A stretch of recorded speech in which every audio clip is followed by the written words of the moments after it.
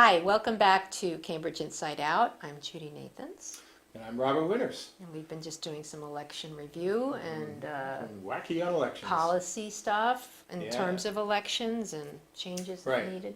so the big thing we were just talking about Yeah. was the 3rd Congressional District. Right. And we'll know That's by being- September 17th, next Monday, who the actual winner is. It'll Will probably it be that soon? Well, the thing is that when you do a recount, in this case here, it's not as complicated as it would be for a Cambridge municipal election.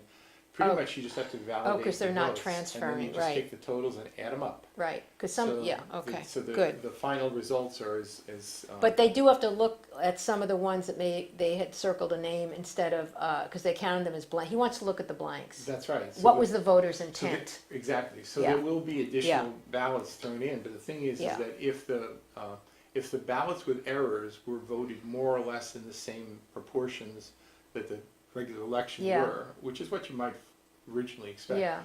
then it shouldn't change the outcome, No. right? It might just, everybody would go up a little bit, but, Right, but it right. won't change much. But, and his question is 122 or whatever it was number of ballots. 122. Is that a big margin to overcome when you're talking about a total of 18,000 votes? It's actually pretty Wait, small. 18,000 for both of them or for Um, each? The Trahan over Danco, it was 18,527. Right, but I'm saying they each got 8, so it's 18,405. out of, They each got over 18,000, and it's Right. a 100 vote margin between them. yeah, So that's actually it's 0.1% there's a difference. chance. There is a possibility, yeah. but I do hope she pulls it off. I'd like to Right. see a woman kept in that seat. I think that's probably what'll And happen in she's, there. Yeah. he's good, but he's so Yeah, right. But the thing is, and we should talk about that, not to belabor the issue too Yeah. much. But the thing is that already people who are advocates for alternate voting systems and ranked choice balloting Yeah. are using this for Yeah. for good reason. Yes, As excellent. now a school book's example Of why it of would have why made a ranked choice difference. voting would Yeah. make a lot of sense. Yep. For the longest time, I've actually said that for vacancy fills, that we should do it by a single election with transferable ballots. Yeah. Or else just a gubernatorial appointment. I'd be happy with that, for God's sake. Well, that's But what they do in a lot of in places. some places, yeah. But if you're going to have an election, have a real election. Make it real Yeah, and, yep, and yep. do it right. California, they did a system where across the state where you could have bunches of candidates in an open primary regardless of party, right? a party. So you could have 2 Democrats going against each other in the November election. Or you could have had 2 Republicans. It makes sense to me. At first, it would save a lot of. Well, I think procedures, ranked choice wouldn't ballots would be preferable. Yeah. A top 2 runoff is not preferable, but it's better, right? Because with top 2, you could still have a person who, in a ranked choice system, might actually have won, might not finish in the top 2, but would have been the consensus candidate of many. So that is not usually what happens, but it can happen. So there is no perfect voting system, but the thing is, plurality elections and winner-take-all elections are ridiculous for when you have a lot of candidates. And the Electoral College, they have to figure that one out. Yeah, but the thing is, there's another thing. Where's the Well, they incentive should make to fix fraction. it? Well, because in some states, they actually divide those electoral. Right, but the thing is right now, Is it Colorado, the Nevada? One of them Republicans does. seem to be getting the advantage I in the know. system as it is. Well, So are you going to get those red states? Because you remember, it's 3/4 of the states have to say yay to a constitutional amendment. one of those red states, though, does have that, I thought. Well, maybe not. yeah, I think- Don't quote me. But the point Right. is, we have to change it. It doesn't work. I really think we should change it. Yeah, doesn't work. But trying to get the I know. trying to find the political path to the solution isn't know. always such an easy thing. Okay. All right, so anyway, So the big race. locally, the one that was all over the news. Yeah. I was mean, it the wasn't all of Cambridge. Capuano-Pressley. It was my area of Cambridge, and it was parts of North Cambridge. Right, I'm Catherine 'Cause you're, Clark. and those are the only 2, right? Right, So that's what it. district is that? It's it's 5 found- and 7, so I'm 5. It's Capuano 5, the was 5th 7. district. Okay. Yeah, and there was after the renumbering because the Right. Capuano was elected originally as As the 8th 8, I congressional know. district, And it then was the last, it is now the redistricting. most.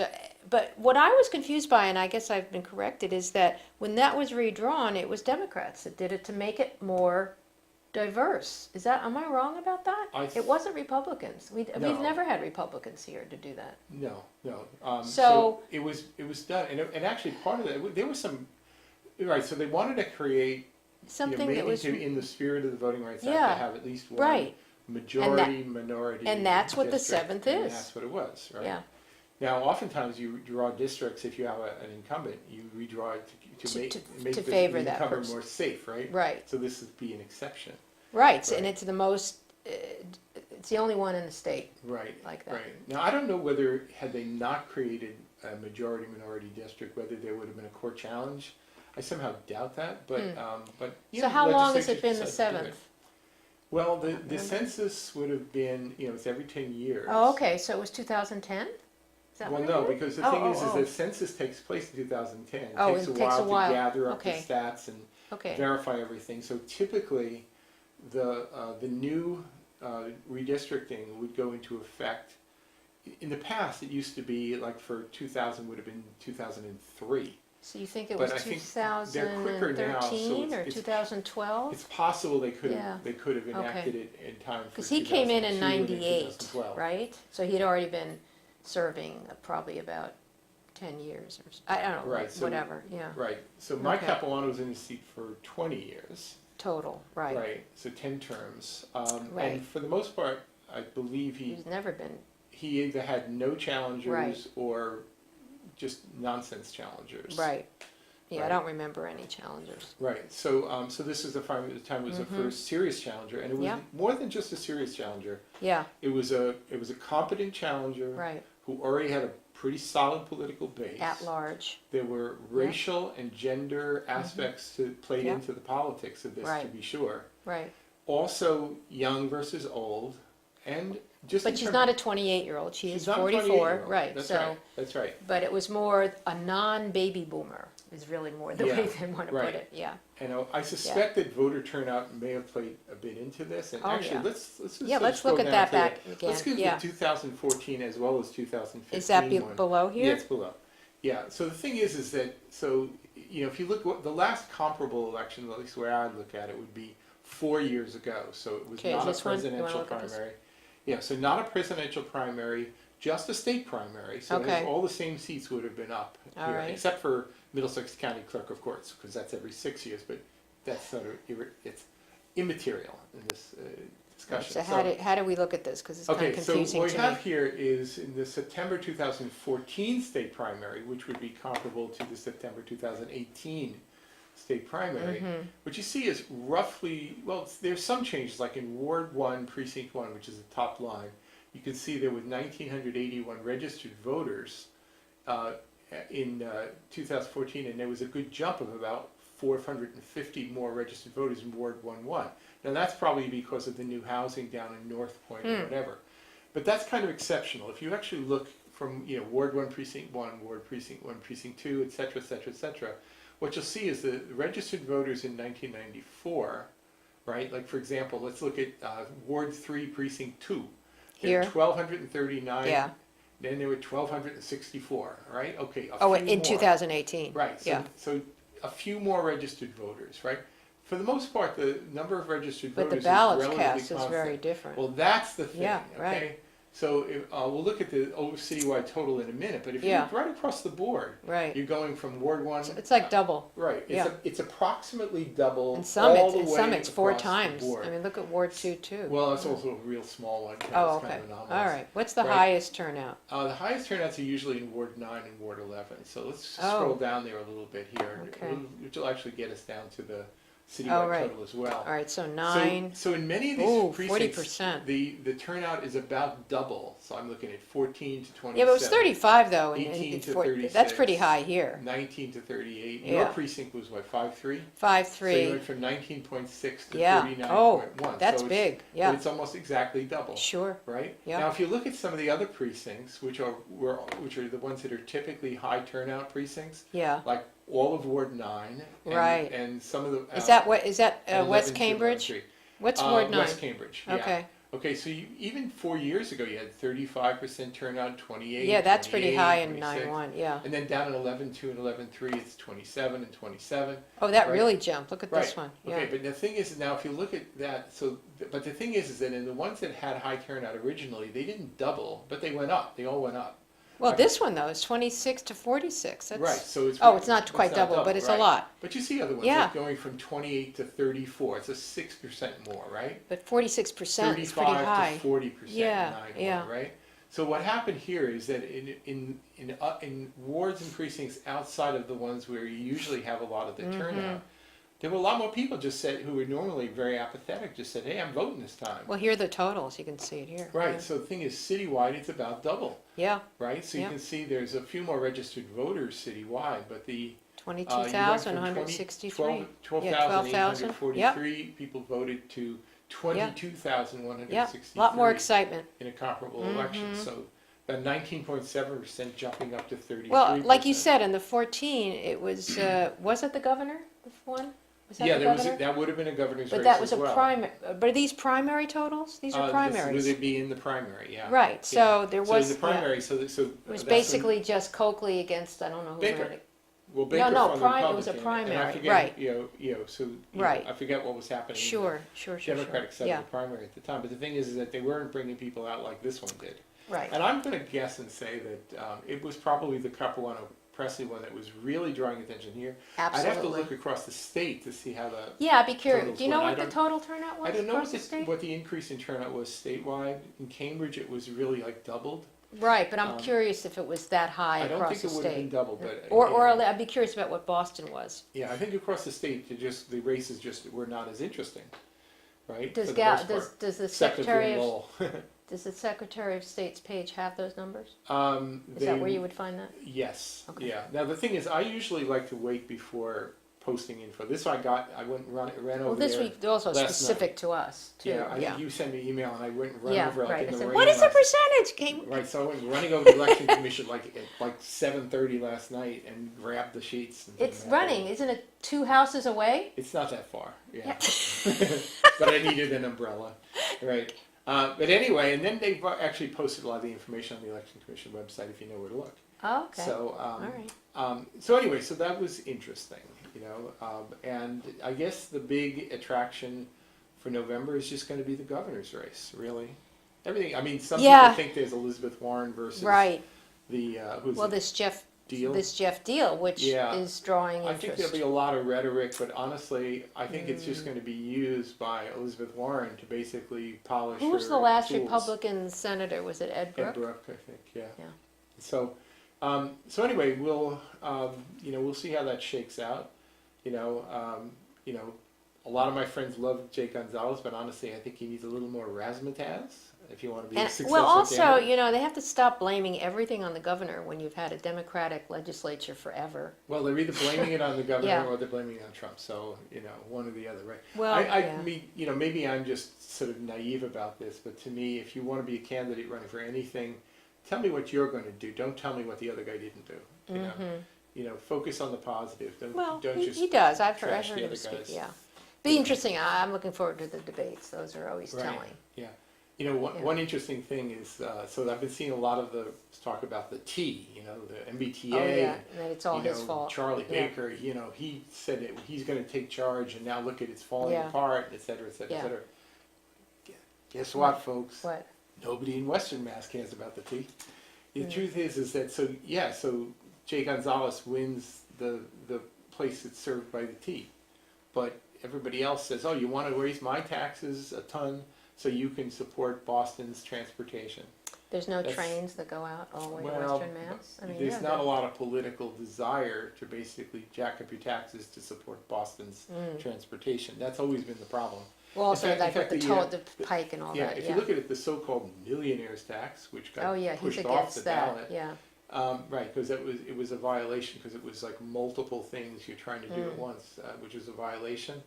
But anyway, had that gone on the ballot, basically the idea was we're going to do this big surtax, and the idea was, and it would be dedicated toward transportation, meaning the T, but also other things. So that it was basically designed so it would get some support from other parts of the state, not just. And in fact, whenever they try and do a legislative intervention to do something about the T, it always turns into a battle where people from the other part of the state say, well, okay, but what's in it for us? Well, that's what happened with rent control. It became a statewide initiative. Yeah, I mean, that was a lot actually, of people that didn't have a stake in the game said. that was a very a clever legal maneuver Right. to realize that in fact Let's you could get it out of Cambridge you and could turn it into a right. statewide issue, and there was a couple of precedents. Mm-hmm. Let's not get into it, but there were some legal precedents that basically said that the question is something that involving like rent control, which was only valid in Cambridge. 3 places. Oh, was it other than Cambridge? Well, there were trailer parks, Cambridge. I think there was a vestige of it still in Brookline. And, Maybe vacancy and, decontrol or right. something like but that. the thing is that they were still rent control, and I think in some of Boston. Huh. Okay, so only 3. So you figure, okay, there's 300 some odd cities and towns across the state. Only 3 have this, so why are the people in all these other 300 some get to odd vote on voting on this? Well, it's because of a legal technicality. Which was? When does something qualify as a legitimate statewide issue? And the precedent was really based on a rather curious thing about could 2 towns be considered statewide? Oh. Well, like for example, if you're building a bridge or a tunnel between 2 cities, is that a statewide issue? Nope, it's just between the 2 towns. Yeah. But 3, you can't build a bridge or a tunnel between 3 towns. That's interesting. So that's really what it was? So then that became a statewide. So there's actually a decision dating back to about 1972, actually relating to Cambridge's proportional representation system, where in fact that was one of the precedents that was used to say that because there was not more than just 2, it was a legitimate home rule, so that's why we were allowed to keep our planning charter. Well, it never would have gone to a statewide vote if Cambridge had actually tried to do something about it to help small property owners. I knew that at the time. Went along figuring they'd always have the vote, they always have the tenants vote. Yeah. And I think a lot of other people who didn't acknowledge that at the time, retroactively now realized, I guess we blew it, They could have done some incremental changes. They could have. It was not fair. But the thing is the rhetoric at the time was, we shouldn't be weakening it, we should be strengthening it. So they took now you hear, a more let's bring militant it back, view. which is not really. Well, I don't think that's going to happen. No. But 1994 was also 24 years ago. So would there be some sentiment within the state to enact this? I think the answer is no, and I think it's probably emphatically no, but for a number of reasons. And it's not just because, it's all settled, because it's not all settled, but you can change things. But I think that there would be a tremendous amount of opposition would rise up very rapidly. There's There's some of the revolutionaries are sort of trying to push it anyway, but I don't think some of that the 6 months waiting before you sell something, that was sort of trying. So they try to do sort of incrementally try and nibble their way toward the kind of control that they ultimately want. I think we should look at all ways that maybe can help people get things reasonably, but you can't basically take away certain rights. I think it's kind of valid. So let's see. So is there any other election-related things? Well, there's a lot of meetings tomorrow. I know that. Yeah, actually, I have to say this was really, and it could even have been. Let's say it's just really wild. What? Okay, so the city council actually comes back for the the not fall, till the 17th, which is next Monday. Yeah. So this Thursday night, I'll be able to sort of look at the agenda, and my guess is that in the interim from the summer meeting till now, a lot of the councilors will have sort of drafted. A lot of time, because that was July 30th. Oh my goodness, it's like 6 weeks. And though this may seem premature, the truth is that if you're an elected official in September of an even year, you're starting to think we're getting toward the end of the even year and the beginning of an odd year, which is a municipal election system. Please. Listen, no. I'm quoting other city councilors who've said this to me over the years. Yeah. But as you get closer to the end of the year, they start thinking ahead a lot more. And what that means, and I'm not trying to be cynical here. Oh, please do. Well, what it means is that, actually... What, we're not on? No, we are just on. It's just that the light just seems a little dim here. I'm sure they can hear you. All right, okay. But anyway, as you start getting toward the end of the year, what will happen is, or right around this season here, is that it's in your best interest as an elected official to start pushing things out there that you can sort of hang your hat on as part of your I thought they've been doing that all along. Jeez. I think so. The climate initiative, the trees, You concerned they're not hearing you? I wasn't so sure here. This is... Talk loud. You talk loud, all right. I'll yell and scream, right? All right. So the thing is that I imagine when I look at the agenda, there'll be probably 40 city council orders, some of which will have to do with trees, because that seems to be sort of something that people are kind of organizing around, for better or worse. But there'll be other things, remember. But there have been meetings, though. It's not like nothing. I mean, there's 3 meetings tomorrow. Right, like, now the Envision Cambridge and that's tomorrow process night. is. One of the advisory committee meetings. Right, so I'm on that Envision Cambridge Advisory Committee, so Which we is have at a meeting Senior at the Center. Senior Center At 6, I think. at 6. It was originally going to be last Thursday, which was because I had to teach a lecture, so I'd have to leave early, so this is better for me. But the thing is, that's at 6, and at 6:30, Yeah, there's something else. a neighborhood long-term planning committee meeting. But the city council has meetings all afternoon. Right, But the only one televised is at 1 o'clock. I'm going to watch that at home. so is that the one about the scooters? Yes, that's All right. televised. All right, so that's Jan That's a Devereaux's committee, so yeah. she wanted that one recorded. And then there's the retail. Right, so the retail strategy and the at vacant 4 o'clock. storefronts is at 4. 4 to 6, and then 6:30 is another one. That's the neighborhood long-term planning, To where it's about discuss- Inman Sq Inman redesign. But And- I thought that's settled. No. Well, what happened is the city council passed a home rule petition that. Oh, right. That and got then the legislature said, okay. Right? Okay. You can do what you want to do. Yeah. But now there's challenges. There's some people in the area who says, well, here's an alternative plan, and I don't know whether that's going to go anywhere. But I thought they presented that alternative plan at the last time this was all discussed. Right, but it was also promised that in fact nothing was settled then. All we wanted to do was get authorization from the state, and then we will have the Right. rest of the Okay. discussion. So now, So okay. now So this that's is why the they're rest of having the the meeting. discussion. Okay. Well, at least part of it. But I might go. But there's one interesting point to be made, which is this. Okay. Yeah. Now, part of the Inman Sq redesign involves moving the bicycle traffic up onto the sidewalk. Right. Right. They want it, above grade on the sidewalk. Right. Okay. So some people are saying, okay, now part of the swap here for so-called Volucci Park was moving parkland, designated park space on one place over across the street to another space, so that it's an even swap, right? But included in that so-called park space is the area where the bike path is, which is a transportation. So arguably that's a part of the road. Okay. So is the bike path part of the road? It's Or is moved it part up of the curb, yeah. or is it part of the park? So is that a legitimate part of a swapped open space? Is that what's going to be discussed? I don't know if it is, but I know that that's Yeah. one of the points that people were making, is that in fact you said this was going to be even Steven, but it's not. Right?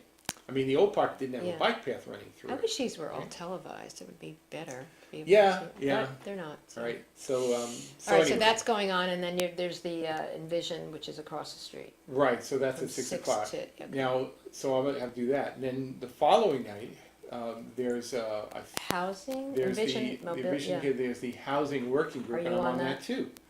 Where's Now, that going to be held? That is, I believe, over at the City Hall Annex. Okay. You have all of this on your Yeah, it's civic all up on the calendar. site, Okay. But so anyway, it's hectic. I think the big topic in Envision right now is Yeah. actually the one which is probably a flashpoint for a lot of people in the city.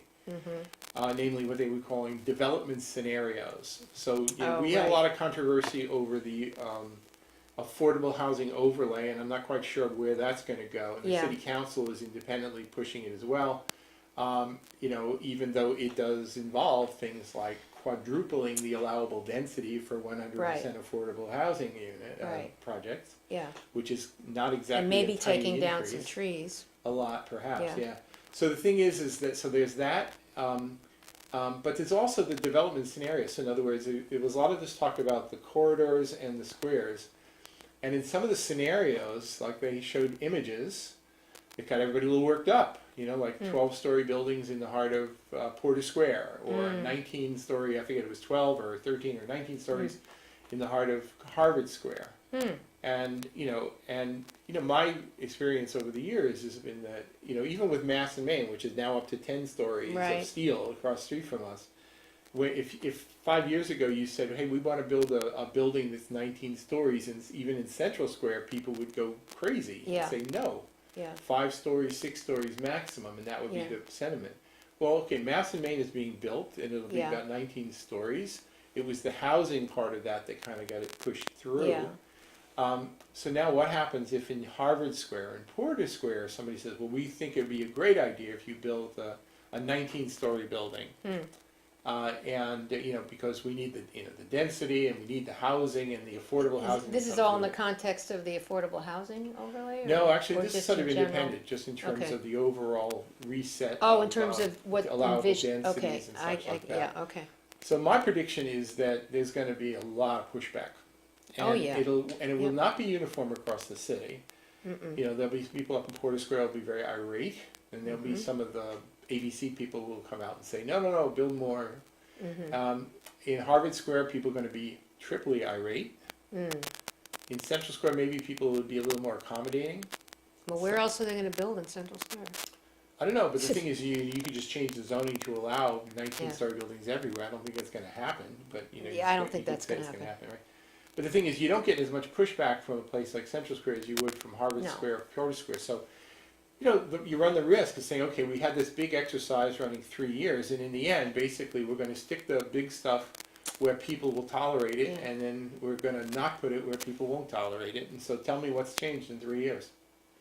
Well, all those places are near transportation, that's important. Well, I mean, that's always been the That's argument. the key, So Porter if and you're- Harvard have, Right, yeah. so, Porter Square is gonna have kind of an interesting time doing any kind of pushback, because they say, well, you've got commuter rail, you've got bus lines, you've got the red line, so why aren't you totally embracing really Well, then they'll large, bring, well, high-density Porter is buildings? different, I guess, than Alewife, but boy, you go by there and you say, Well, automobile traffic is something that that's a cannot be totally, ignored. I know, And if there's any one single thing Get that that I bridge find going. most, Yeah. well, you need more than one, right? I know, but but that would be helpful. There's, in my view, Envision Cambridge hasn't addressed transportation No, issues It much is more than, at all. all right. You I chat might go about- to the advisory to see what Yeah, happens. you can chat about bikes and pedestrians know. or whatever, but there are Those still cars motor are on the vehicles, and Yep.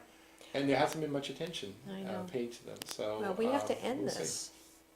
right? Yeah. Okay, All right. So anyway, I guess we'll be back. yeah, in next week another with week, lots of chock full of stuff. No elections, but we'll be back with right. Cambridge Inside Out. See you then.